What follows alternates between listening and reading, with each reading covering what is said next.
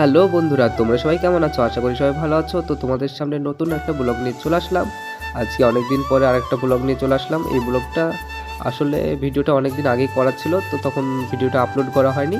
তার জন্য এখন ভিডিওটা তোমাদের সামনে নিয়ে চলে আসলাম। দেখতে পাচ্ছ আমাদের জমিতে আজ রসুন লাগানো হচ্ছে। আর এরা কেমন করে রসুন লাগাচ্ছে দেখতে পাচ্ছ, খুব সুন্দর করে রসুন লাগাচ্ছে। তো দেখতে পাচ্ছ রসুন লাগানো আমাদের প্রায় হওয়ার মুহূর্তে, মানে আর কিছুটা লাগান নেই। আজকে আমাদের এই বইটা লাগানো পুরোটা হয়ে যাবে।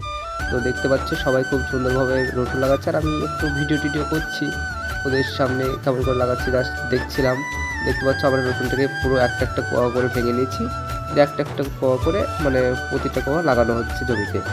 তো তো আজকে রসুনটা লাগানো হয়ে গেলে আগামীকাল মানে ছেঁচ ঢুকিয়ে দিতে হবে। রসুন লাগিয়ে বেশি দিন রাখা যাবে না, কারণ যে রোদ পড়ছে মানে কোয়াটা শুকিয়ে যাবে। তো আমরা আগামীকালই মানে জমিতে ছেঁচ ঢুকিয়ে দেবো। তো ছেঁচ ঢুকানোর পরে মানে মোটামুটি রসুন বেরোতে টাইম লাগে 7